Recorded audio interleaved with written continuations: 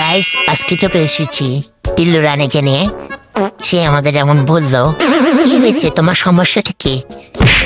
আমি বললাম সমস্যা কিছু না, তুই আমার সাথে অনেকদিন হয়ে খেলোস না।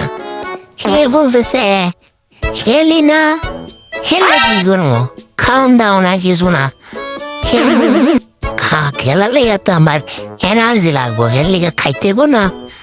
পরে আমি কইলাম খাইলে ঘুমাইলে কি একটা মানুষ আসার, তুই তো মানুষ না, তুই তো বিলাই, একটা বিলাইয়ের জীবন কাটে, একটু তো খেলতেও হয়।